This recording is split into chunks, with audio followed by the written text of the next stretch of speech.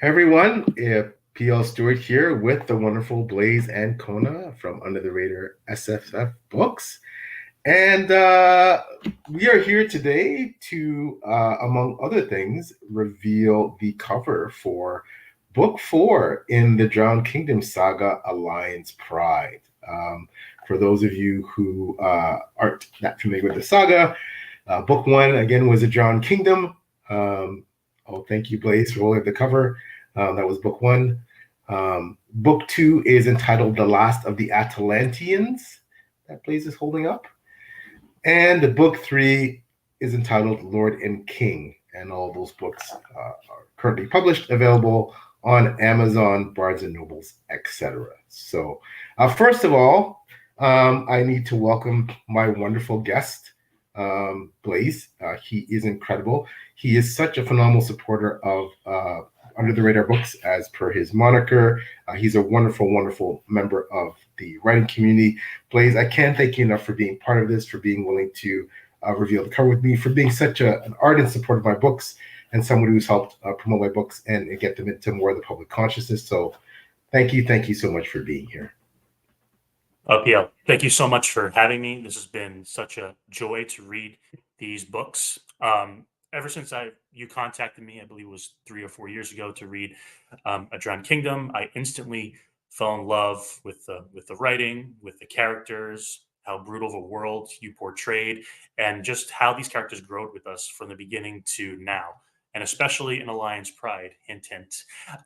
You'll just absolutely love it. You'll be shocked. You'll be wanting more, and I don't know how you did it, but you did it again. You made it made me want just more every single time. So thank you again. This is an honor to share your cover for your new book, and to be along for this journey. Well, thank you so much, Blaise. Again, I owe you so much, and one little kind of spoilery thing, one little tidbit we will reveal about the cover prior to revealing it. We'll probably reveal it in about half an hour or so. Is that I was privileged to have a Blaise provide the front cover quote for Alliance Pride. It's a great honor for me, and when I approached him, he was willing to read the book and provide the front cover blurb. So that is an extreme honor, Blaise. Thank you once again so much for being willing to do that. Well, the honor is mine because it's my first front cover blurb of any book I reviewed. So no, I should be thanking you. I remember getting Alliance Pride and reading it from front to back. I blew through it. It was amazing. It was shocking several times. I know we were talking about it over Twitter and in private messages. Like, how could you do this? But that's for everyone to discover, and I can't wait for everyone else to read this to see exactly what we're talking about. Well, thank you so much. And thank you, of course, to all the people joining, watching live. I'm just going to pop up a few comments here.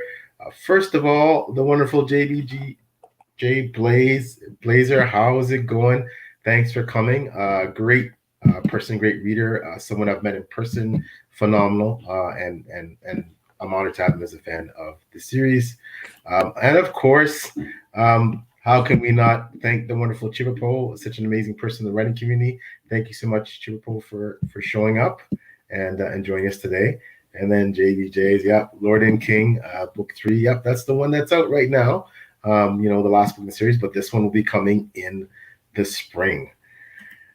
And another phenomenal blogger and YouTuber, please check out her channel, Birdie and the Books. Alicia, she's wonderful. We share a birthday, so we're kind of like, a brother and sister that never were. So, thank you so much for coming, Tia. Hopefully, her and I will be chatting some more on YouTube in the future. I predict that we will. And the awesome John A. Douglas. John, thanks so much for coming. Another wonderful booktuber. Please check out John's channel and all his content. A great blogger, posts some wonderful reviews. Judy says goes well. All right, there. We're doing fine today, sir. Thank you so much for asking. And Chirpo mentions can't wait to see the cover. Been highly enjoying the journey. Thank you so much, Chirpo. I'm honored for those comments. So I think we're going to spend the first little half of this broadcast, Blaise and I chatting and hearing from Blaise as a viewer, and it's not going to be nothing spoilery. Getting some impressions, answering any questions Blaise might have to me, post directly to me about the book, and things like that. So maybe I'll turn over to Blaise and let him start off with some impressions and things he has to say about Lion's Pride and anything he'd like to ask me. Sure. So reading A Lion's Pride picks up pretty much exactly when Lord and King leaves off. I'm not going to get into any of the spoiler discussions for those of you who haven't read it yet. There's a few twists, like right from the bat, that we get to digest, kind of absorb, and see exactly what PL is taking us. One thing I wanted to ask, and we talked about this off air, is that prior to Lion's Pride, in the previous three books, apart from the prologue in Lord and King, you did all the POVs from Othrin's point of view and first person. For the first time in A Lion's Pride, you switch it up. You introduce a new third person POV into it. For could you just go into why you wanted to introduce that type of change now, 4 novels in and not like a little earlier, and just a little bit about that? Yeah, absolutely. So that's a just very astute point, Blaise, that you point out. Yeah, in so far in the Drowned Kingdom Saga, in the first three books, the only non-authored POVs, other than that prologue you referred to in Lord and King, which was the prologue of Erthel, Othrin's brother. The other POVs from Yedwall the Old and Yedwall the Ready, yes, they were first person, but they had some brief POV chapters. But yeah, in Lion's Pride, it was time. First of all, Othrin is still essentially the hero who's not the hero of the story. Some people see him as the person who's actually the enemy, the antagonist, who believes he's the hero. But yeah, part of it is my evolution as a writer, that I wanted to explore how well I could write in other perspectives. But also too because I felt the story warranted. I felt that as the series expanded, there's things I didn't want you to see that I only wanted to see from Othrin's limited first-person perspective in the first three books, for the most part. But as the series expands and grows, you can be assured that you'll see a bit more of other POV. So a lot of it, Blaise, was a decision to keep the reader from seeing certain things, and then now it's time to pull back the curtain a bit more so that a bit more can be revealed. That was a large part of the decision. Yeah, I definitely got that when reading A Lion's Pride, and you put much more emphasis, especially in this new book, on secondary characters. You did a lot in the previous three, but the ones that come forth in this one, we've seen them before in previous books, but the ones that really jumped out to me, I just absolutely love them, and you guys will love them as well. One thing I loved about the series is each book builds upon the next in terms of like history, lore. You learn more about the religion. You learn more about the magic, about the witches in this series. And if nothing, in Alliance Pride, it all comes to a head, and in a ways you will not expect. It completely shocked me the way you were doing with this. And for the keen reader, the one who likes to see like a lot of detail and can kind of see, wait a second, something looks a little different. I think this is where it's going.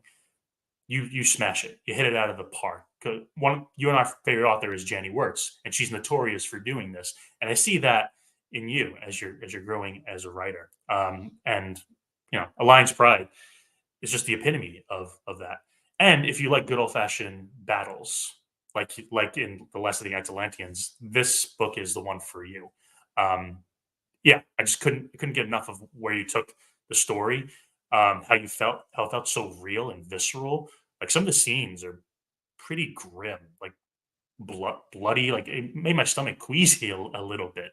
Do you feel like as you've grown as a writer, you learn to express these types of scenes with more vigor, more angst, and then just how would you say the history and the lore and the world building from book one impacted Alliance Pride, and I guess the books coming forward? Well, thank you for those kind words, Blaise. Yeah, I think every writer is striving for self improvement. I certainly am. I've mentioned this on previous broadcasts that I've been part of.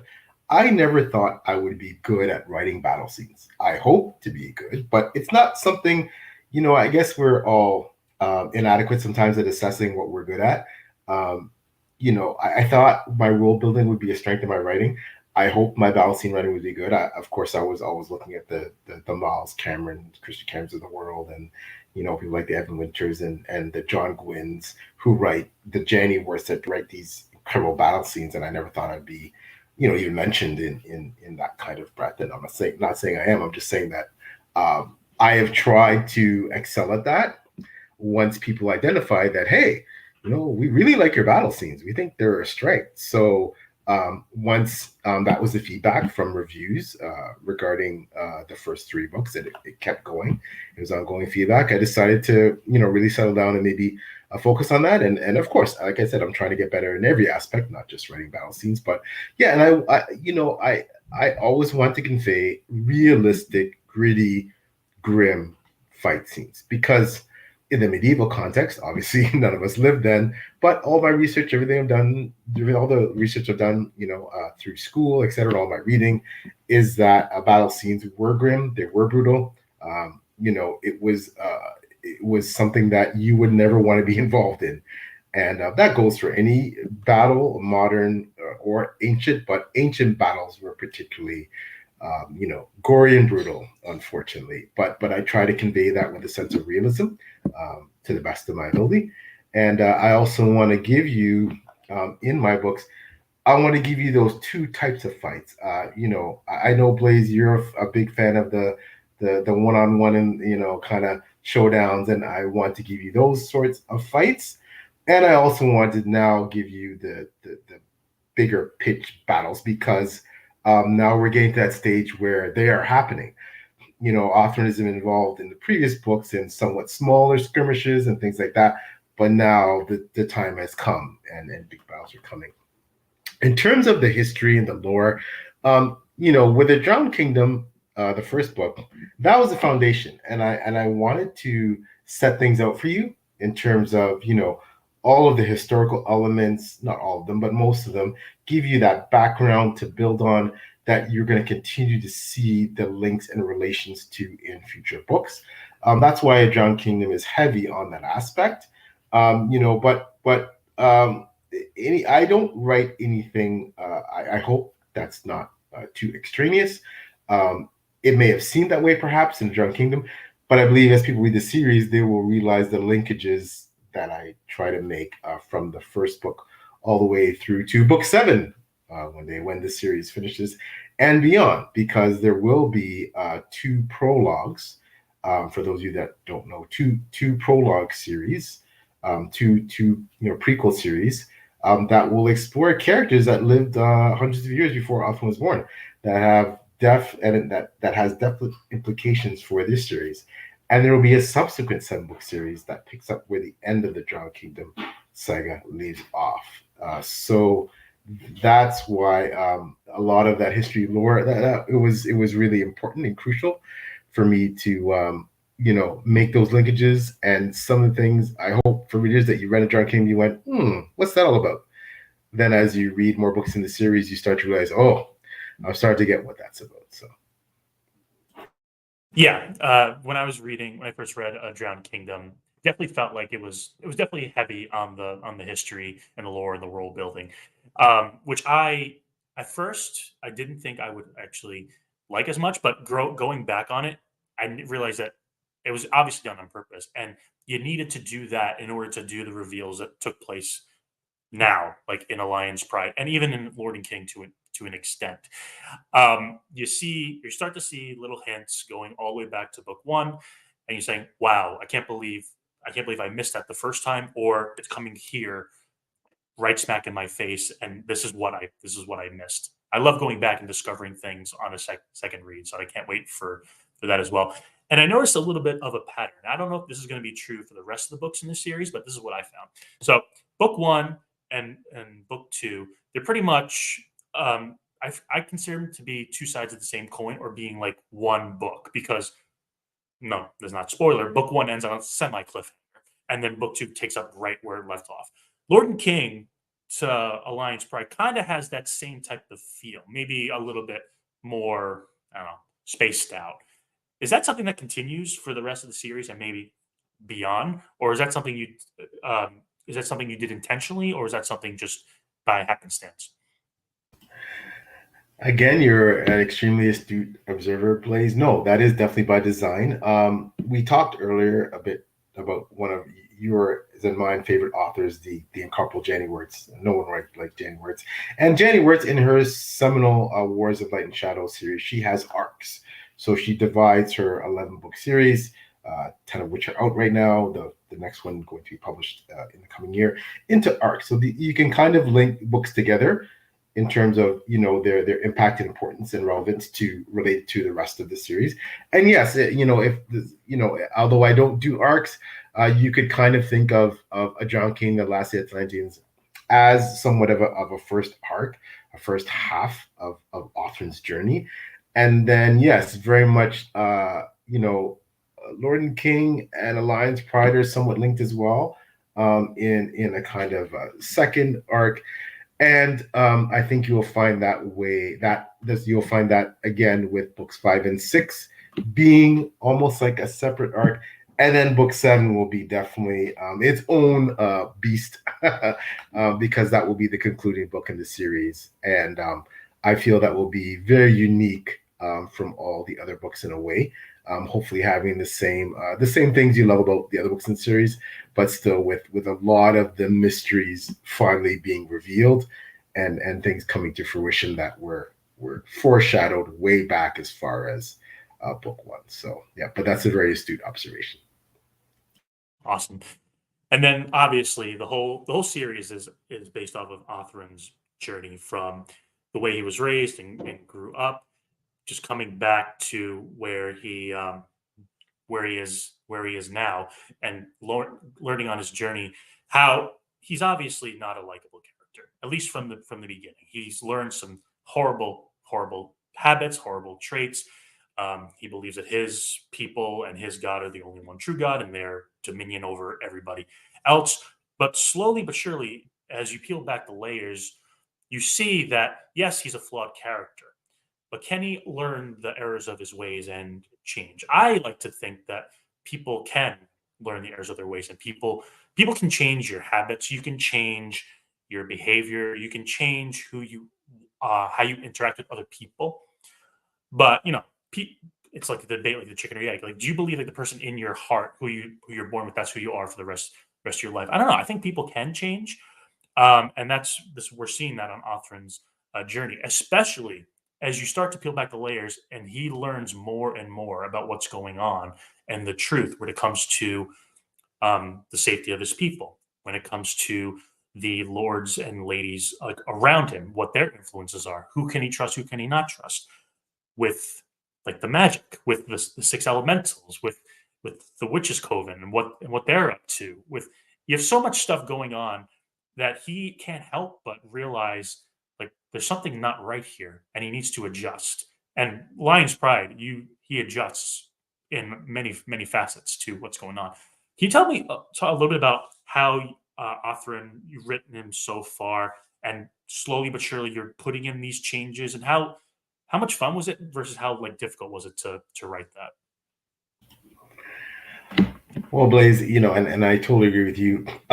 This series is all, of course, about Othrin's journey. Not only his physical journeys, his journey through the course of a life, but also his evolution as a character, his evolution as from someone who is born to privilege, is extremely bigoted, prejudiced, homophobic, racist, misogynist. He's a colonialist. That's part of who he and his people were, and being at the upper echelon of his society, that's who he was as the second prince of what was thought by many to be the greatest civilization in the world. Um, I want to make sure that in writing this series, that Othrin's evolution, his evolution as a character, was realistic, because I've always felt that, change is something that's really hard in human beings. It's not something that happens overnight.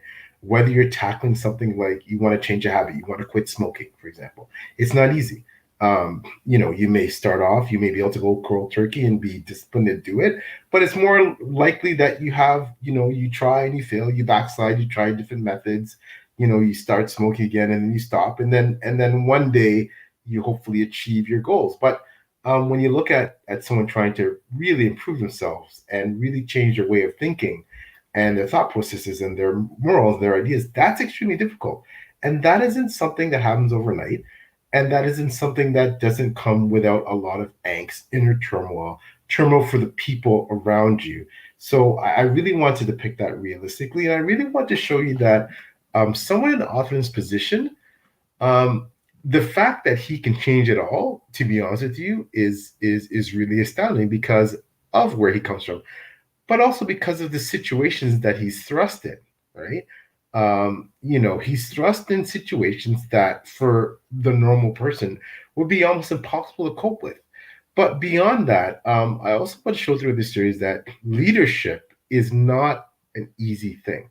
Whether you're the leader of, a small group of people, the leader of an area of a company, of a division, of a whole corporation, of a city, a state, a country, these are difficult positions, right?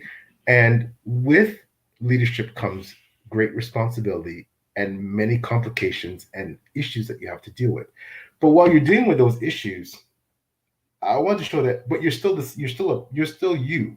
You're a human being. You have your flaws, you have your fault, and you may react to something and go, I don't want to do that because I don't like that person. But is that the best decision for the people that you're leading and for the future? And people are prone to those decisions. We see that in today's leaders. So I want to really realistically illustrate that as well. And I wanted Authen's journey, anything worthwhile comes at a cost. And I want to show you throughout the journey the cost of Authen's good decisions and bad decisions and the toll and effect it takes not only on him, but on those around him.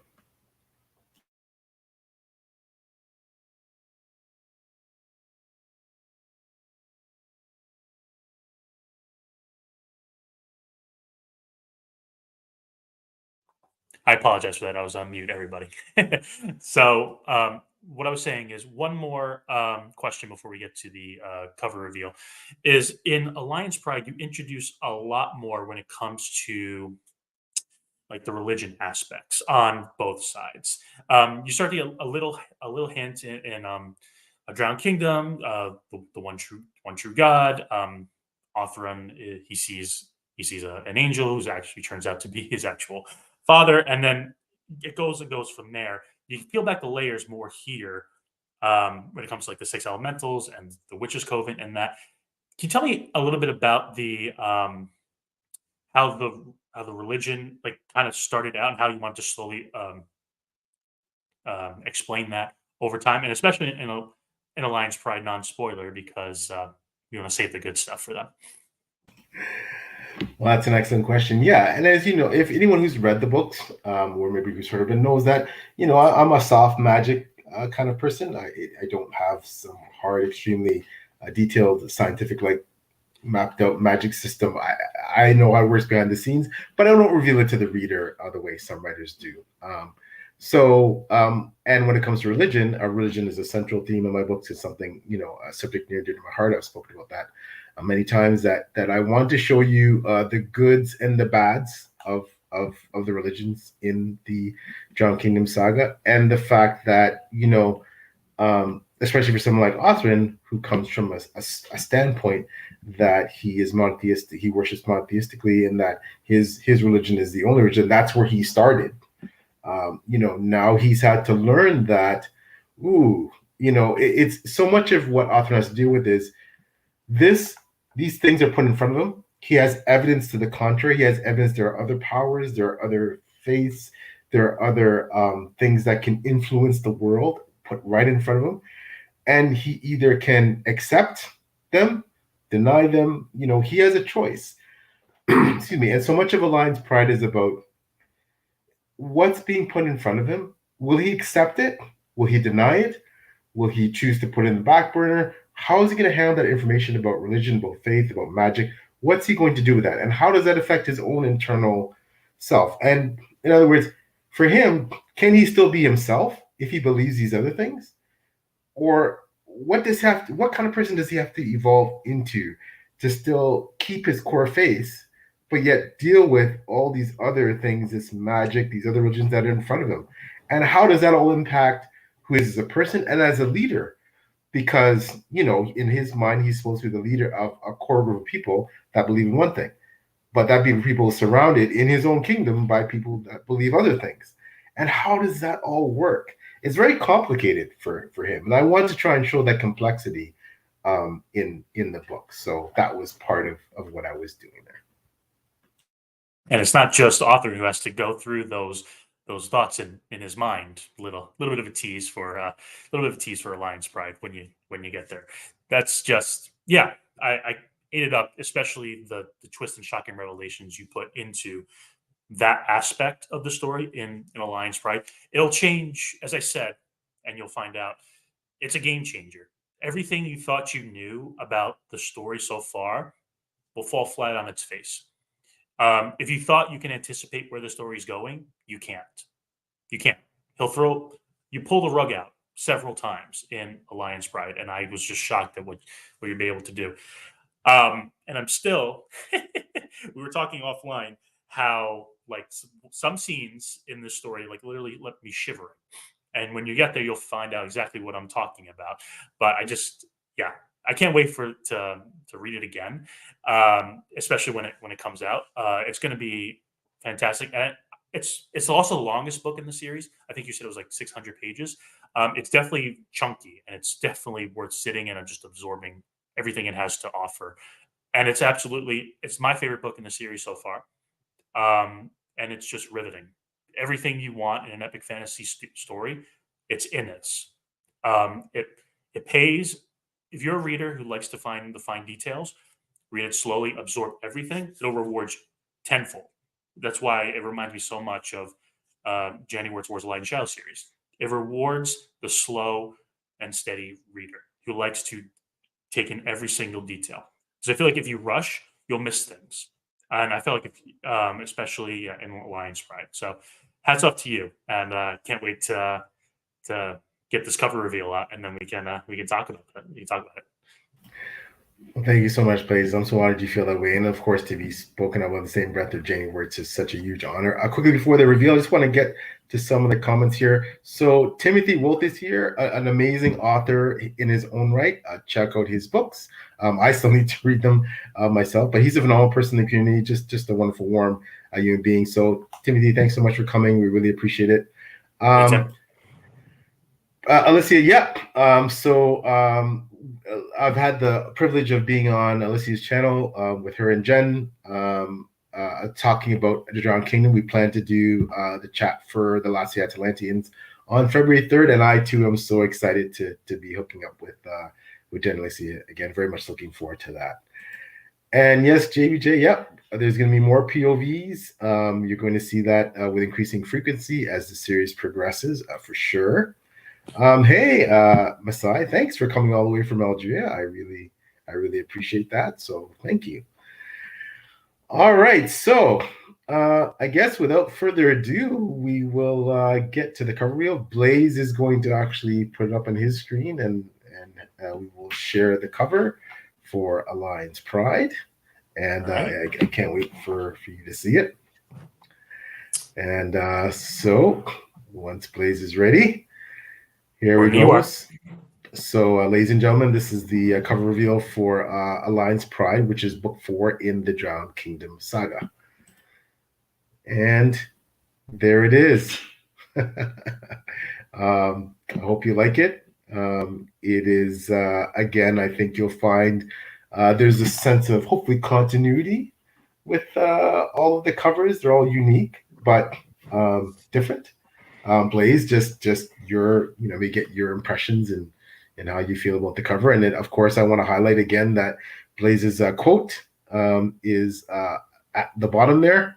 I'll let maybe Blaise read it and talk about that and why he chose to make that quote. So, but yeah, there's the cover. Sure. I absolutely love the cover. It really bright blue. It's reminiscent of the other covers where you have Drowned Kingdom, you have green and yellow. Atlantis, you have black and red. Lord and King, you have black and white, and this one you have blue and gold. Very it has like the touch of like royal colors and like expanding like kingdoms. So yeah, I love the cover. And yes, sure, I'll share my what I wrote for the cover review. P.L. Stewart is a master of his craft, and Alliance Pride is a game changer in this series, with shocking revelations and a thrilling, unpredictable plot. And I sincerely mean that from the bottom of my heart. It is nothing short of a game changer. Any series that you've read where there's just one book that stands out amongst the rest that you love to death. I mean, like PL, you're a Wheel of Time fan, right? I think everyone feels that way with what A Shadow Rising. My personal favorite is Lord and Chaos, Lords of Chaos, but we can beg to differ. Jenny Works, it's Peril's Gate or Storm Fortress, whatever you do. Pick any series you want. That's a game changer. The book that's a game changer, this is what it is. This is the game changer of the series. It'll flip everything on its head. You will um, not believe where the story goes. I couldn't believe it as I was reading it. And yeah, it was an absolute joy to read. I absolutely blasted through it. And I can't wait to see what you guys all have to say about it when it comes out in the spring. Well, thank you so much, Blaise. Again, I'm so honored that you were willing to provide the cover quote for the book. I just want to mention that I do. There are some fabulous people that have provided the back cover quotes. It's not ready yet. However, one of them is George Buxton from Reads Books, another incredible blogger in person. Check out his channel. He is absolutely amazing.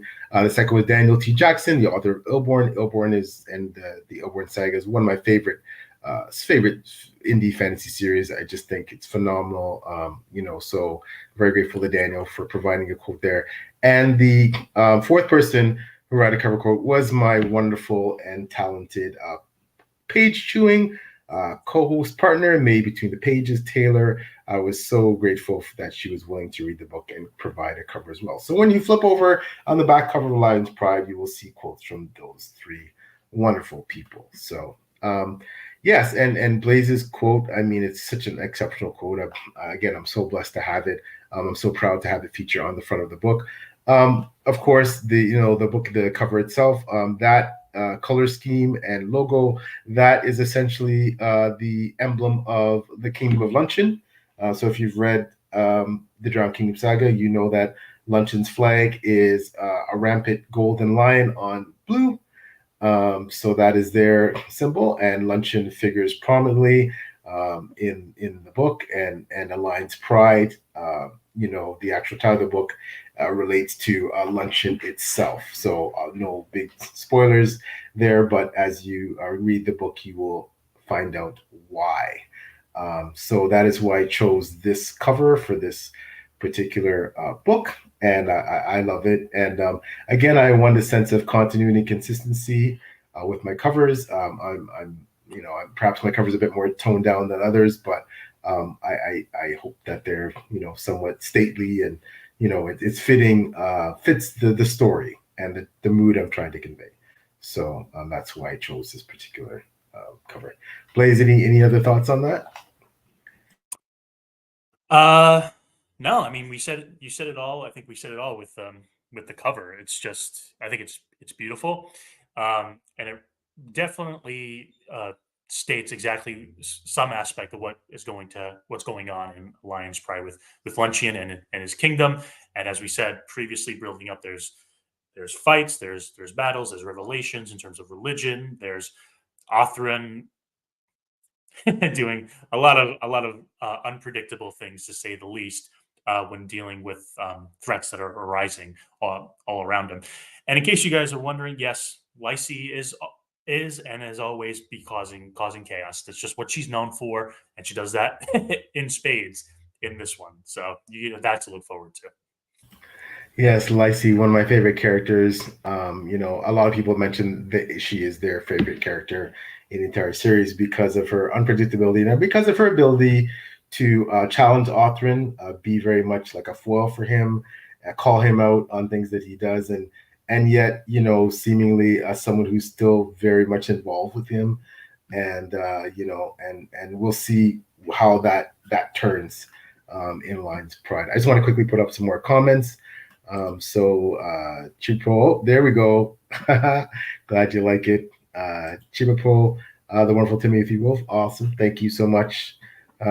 Timothy, JBJ Blazer. Yes. Yep. It's blue. All right. Yeah. There's a lot of blue, but yeah, thank you so much, JBJ. Alicia, I love it. Oh, I'm so happy you like it. Alicia, yep. Yep. Hopefully we'll be chatting about that book down the road as well. You and I and your channel. And Chipo, yep, a nice blue. It is definitely royal blue, Chipo. That was part of what I wanted this very much to reflect again. The luncheon symbol with the golden lion on a blue background. Um, so basically, back to Blaise and I chatting about the book and the series. Blaise, just maybe turning back over to you for further comments or questions that you have. Well, since we're on the Lacey thread right now, we might as well just get into her.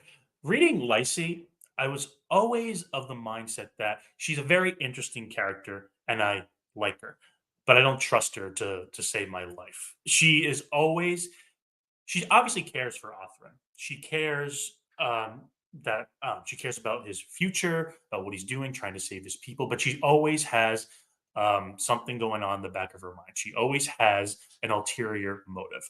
And I mean, I won't go into any further details on that. So I can't take something that she's saying seriously. And you play with that a little bit. You play with it in Lord and King. You play with that a lot more in Alliance Pride with Lacey. You just like what was she like as a character when you first thought of her, and how like she obviously she's powerful. She's a she's a witch, but what like how did she come to the table? Because she's just a very I think she's probably the most interesting character I've read so far without going into spoilers.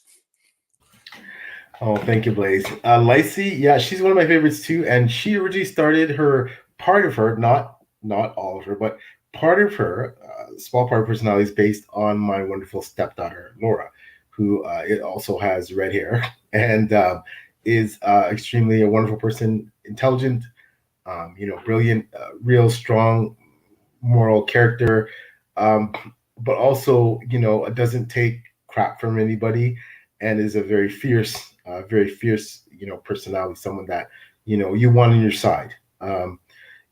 With Lacey, building on that kind of character, I also added a lot of political astuteness and complexity and scheming.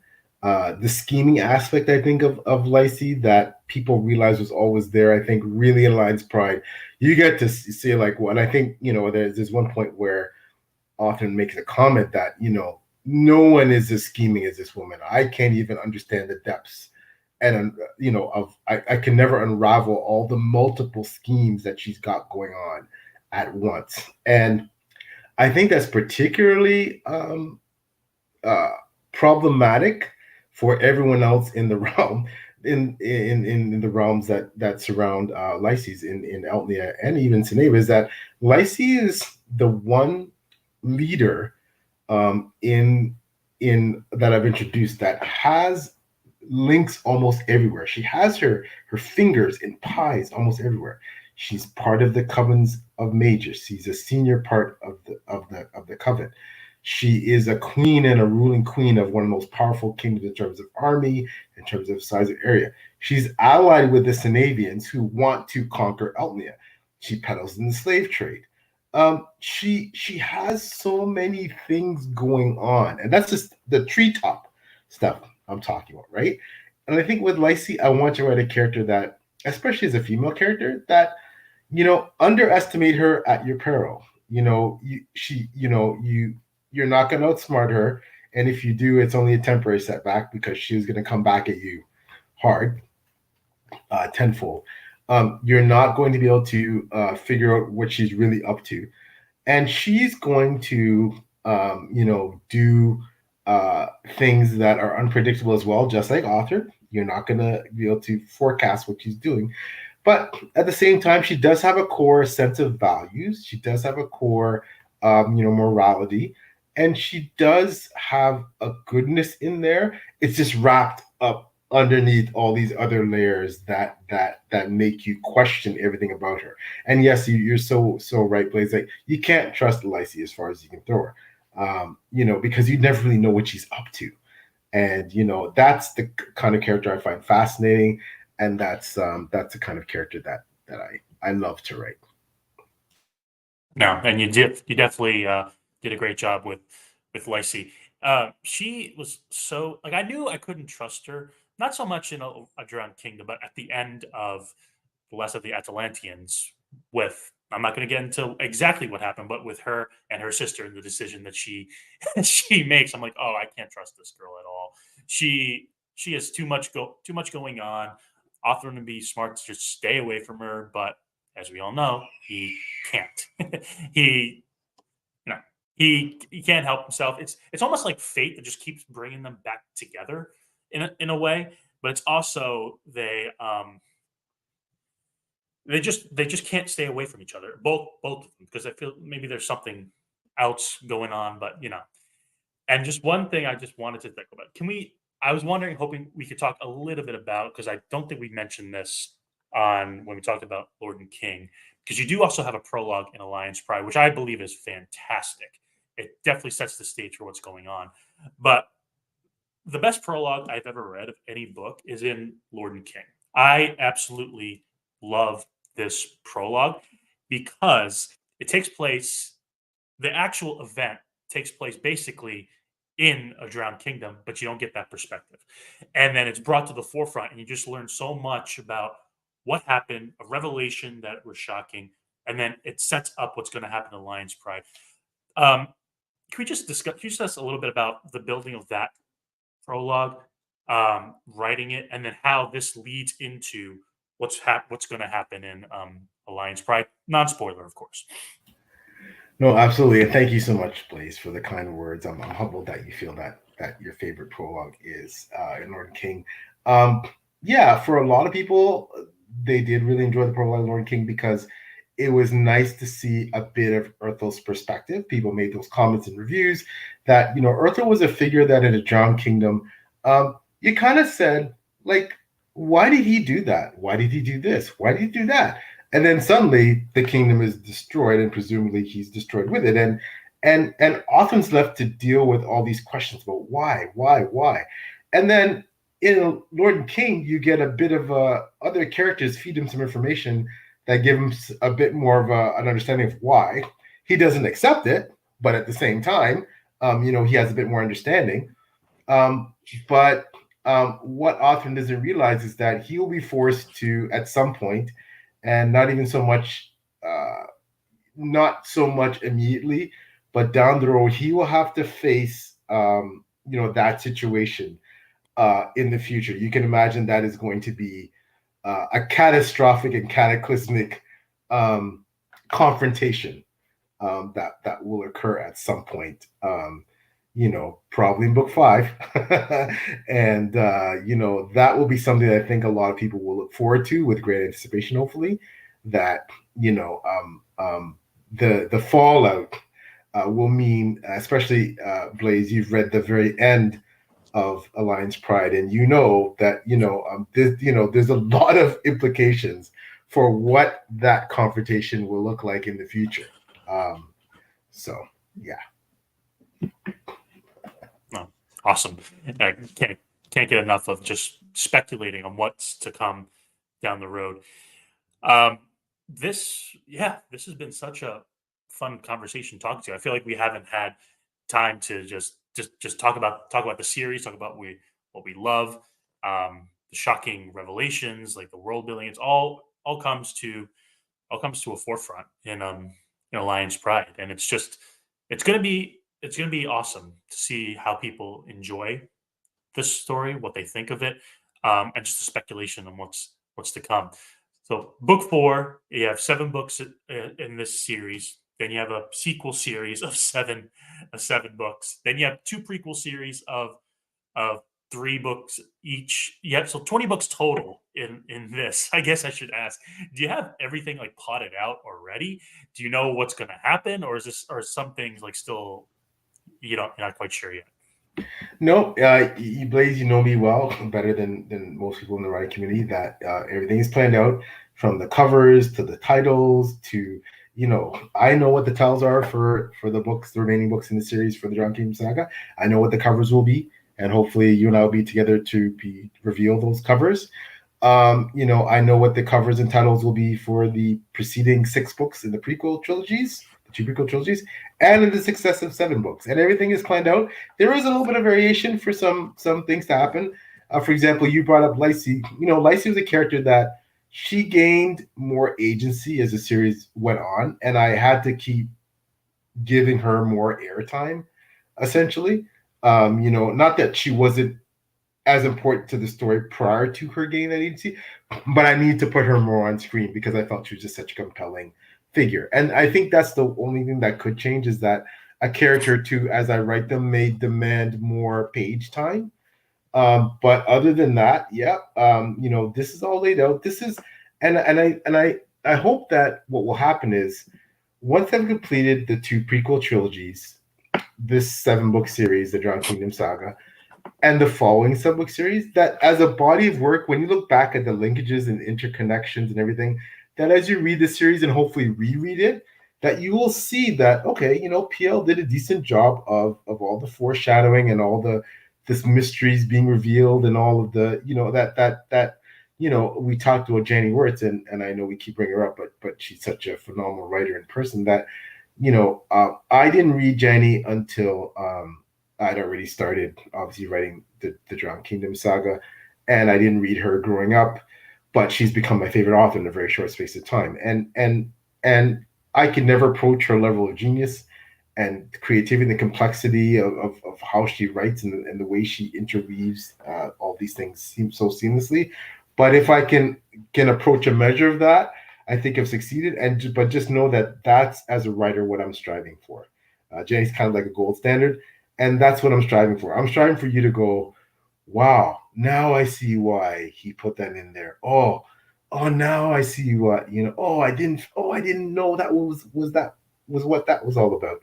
That's what I'm looking for. I'm looking for something that's immersive, something that's, not too complicated that it's a chore, but something that, you can sink your teeth into and kind of guess and speculate and have fun with it and wonder where something is leading to. And, again, I do want to say about Lion's Pride that, one of the reasons why it's the biggest book of the series too is I want to give you those, those moments, also those quiet moments, those moments that show you a lot about the characters. I mean, in the first half of the book, you see often interact one-on-one with a few different people. And I think those conversations bring a lot of aspects of Othran and those other people to light. And in parts 2 and 3, you also see Othran interact, have those one-on-ones with people in some chapters, and you see him go through some horrific situations, and some deep tragedy, but also some really, thought-provoking and thoughtful and hopefully poignant moments. One of my favorite, chapters in the book is the conversation he has with Hiris, the daughter of his good friend Hurt, and Binnis, who is the daughter of Welling. And that's one of my favorite chapters. And Othran has a special relationship with Hiris, and I there's some quiet moments in the Drowned Kingdom, some reflective moments, some very philosophical moments. The conversation he has with Fridler, who is the leader of his temple. That I think is a very poignant and telling conversation. So, I believe it was George R. R. Martin says it's all about these small conversations in quiet rooms. And he's another author that I admire a lot, and he inspires me in a lot of my writing.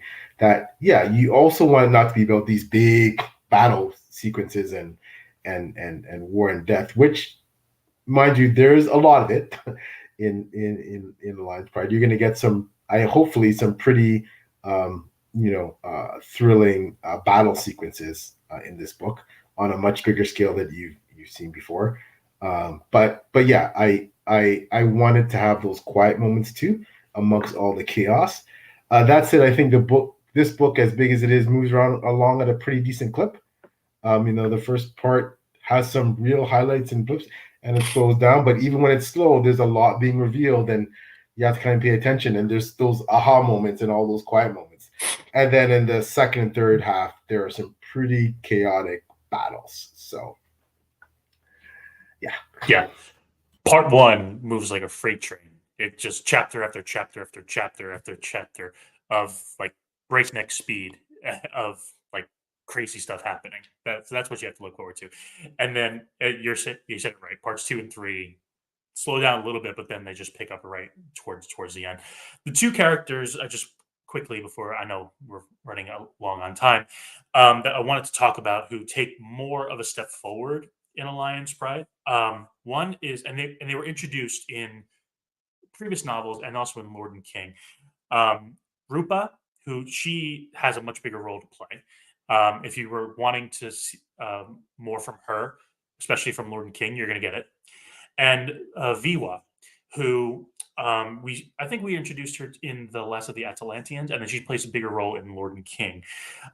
She has a very, very important role to play, and she like the conversations that the author was having with her. Those are some of my favorite moments of the story.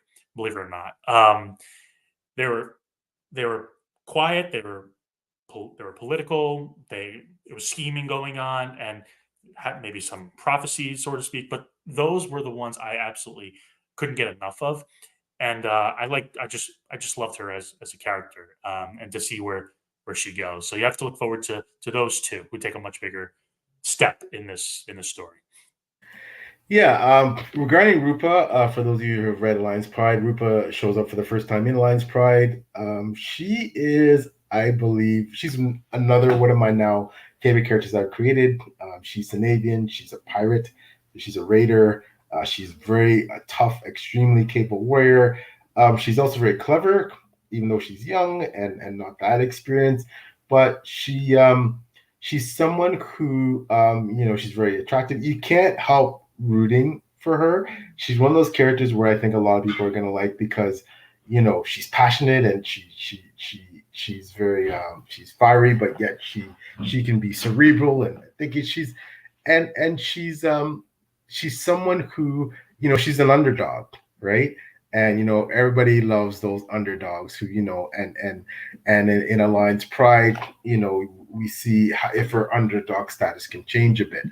And she is I think someone who, when you realize Pride, you realize, wow, she is extremely important to this series, and there will be major involvement with Rupa in the plot going forward. But I love introducing a character a bit, towards the midpoint of the series that will have that kind of impact. So, and Viwa, what I loved about her, she is someone who, I mean, when we first met her, she was this stuttering barmaid, right?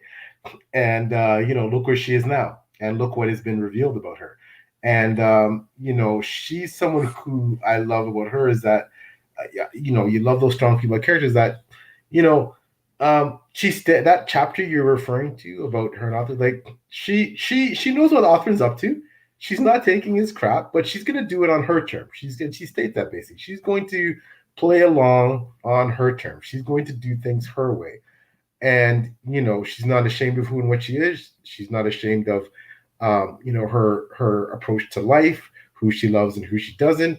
And she's someone who, again, from day one, you've seen her evolve throughout Alliance Pride. You definitely saw her evolve, and now you'll see her evolve. Sorry, throughout Lord and King, and now in Alliance Pride, you will see her evolve even more. And she will, and believe me, she will continue to play a prominent role in future books. So, yeah, I'm pretty stoked, for people to see where I take those two characters in particular.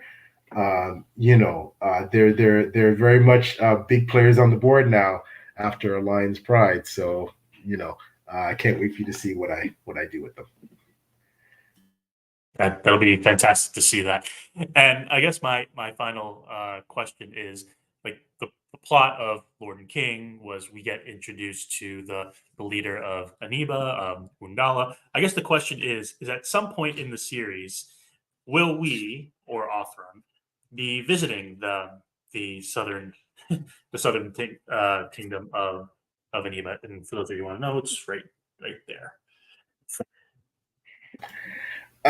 Yes, at some point in the totality of the 20 books I have planned in the whole universe, you will definitely be spending a lot of time in Anibia. You will also see, even when you're not spending time there, you will see Anibian characters sprinkled throughout the series. You will, in particular, in one of the prequel series, you will see there will be a very prominent Anibian character featured. And in Alliance Pride, another one of my favorite parts is, Ingersoll takes you back. He tells you a story of something that happened that features prominently in Anibian history. He was very moved by it. I know some people have read it, said they were moved by it. And yeah. So the Anibians, as you know, have always been kind of in the background. They were the people who originally colonized Elnia. They are revered in Elnia, although they were looked at often as people as savages and primitive. But then, of course, we find out very differently as the series goes on. And Ingersa, who you were introduced to in Lord and King, plays a fairly prominent role in Alliance Pride. I can't say more than that. One that would be a spoiler, but let's just say Blaise is smiling, who knows Ingersoll's arc in this book. It's pretty significant, and so yeah, that's what I'll say on that. You gave him just enough rope to lead them on a wild goose chase, but don't worry, it'll be in your hands soon, I promise. Yeah, I want to quickly show a couple more comments. JCM, another amazing author. Go check out JCM stuff. Thank you, congrats, thank you so much, JCM. I have to read JCM's books. So beyond my reading, I have to get to his work as well. He's a phenomenal author, a really great member of the community. So check out JCM's books. Chirpo, yep, saying about Lacey, if you think you've outsmarted her, then you're not 3 steps ahead. You're actually 7 steps behind, and in no time are you anywhere but exactly where she wants you to be. That's a very, very accurate assessment, Chirpo. JVJ says, I'm not sure I can imagine mustering up that much story. I can only muster one part.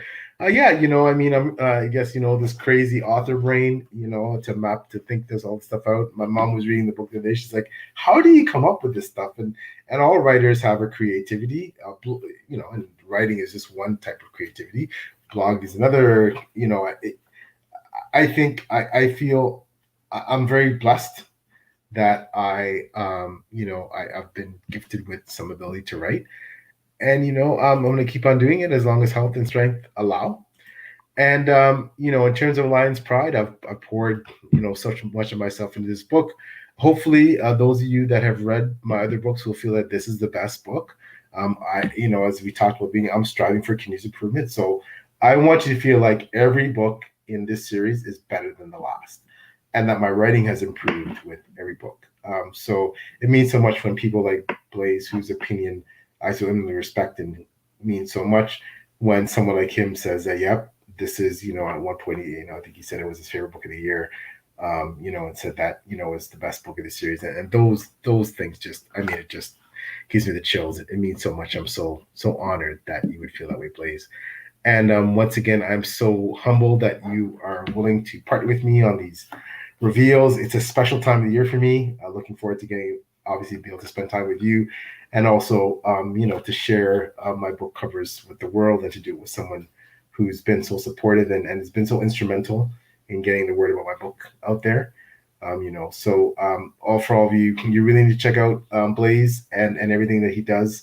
I'm going to give him an opportunity before we go to quickly talk about things in his podcast and all that. But as we wind down here, I'm so grateful for those of you that have come and joined and made comments and been so supportive in the chats, and those of you who are just supportive in general that weren't able to be here, that are in the writing community. Thank you so much for all you do. It means everything, your reviews, your comments, your support in terms of the series. It's a labor of love, as you know, the Drowned Kingdom Saga, and I hope it continues to just get better and better. So as we wind down, I want to turn over to Blaise to just spend some time to talk about what he does, where you can find him, all of his social media, all the different avenues about different things he does in the writing community. So, Blaise. Thank you so much, PL. Hi, everyone. For those of you who don't know me, my name is Blaise. I am the founder of Under the Radar SFF Books.com. That's the name of my blog. You can find me on Twitter or X or whatever you want to call it. My handle is at Under the Radar B2. My goal is to bring light to authors and series that are under the radar, have maybe not gotten the love and support that they deserve. Although, Paul, we're giving you all the love and support because the series deserves it, and just bringing those stories to the forefront, because there's more ways than one of why a particular story hasn't taken off, and it's not always the author's fault, as we've seen with some of our favorite ones, especially like Jenny Wirtz, which she should be out there as just with like with everybody. I'm also have a yep, I see them up there. I also have a podcast at Under the Radar SFF Books Podcast. I know I've been lacking in getting out new content on that, but I have one podcast episode later today. For those of you who are fans of Dragon Mage, I am interviewing ML Spencer later today, so I'll be on the lookout for that. And I'm going to get more into the swing of things in January, once after the holidays and everything cools down. So feel free to follow me, send me a message. I'm very active on Twitter. And this has been an absolute joy. And I can't say enough great things about the Drowned Kingdom Saga. Alliance Pride is coming out this coming spring. Game Changer, my top book of this year, and look out for my top books of 2023 coming out hopefully by the end of this weekend. Thank you so much, Blaise. And once again, ladies and gentlemen, yes, please check out Blaise's everything that he does. He is such a phenomenal member of the community, one of the most well-respected and popular bloggers in the writing community. So please check him out. And again, I'm eternally grateful to him to partner with me for this. No huge spoiler here, because now, the arcs are in people's hands, etc. That, hopefully Blaise and I will do this again around this time next year.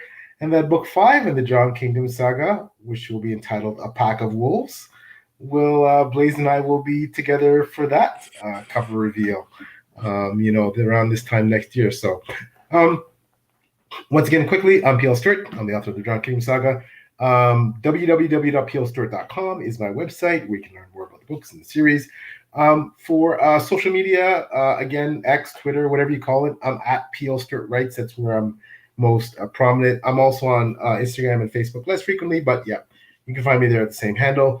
I am also the co-host of Page Chewing with my wonderful and talented co-host Taylor from Educated Pages, where we feature, creatives, such as authors, bloggers, editors, agents on that. And check out, we should have actually another Page Chewing hopefully this Sunday, tomorrow, coming up.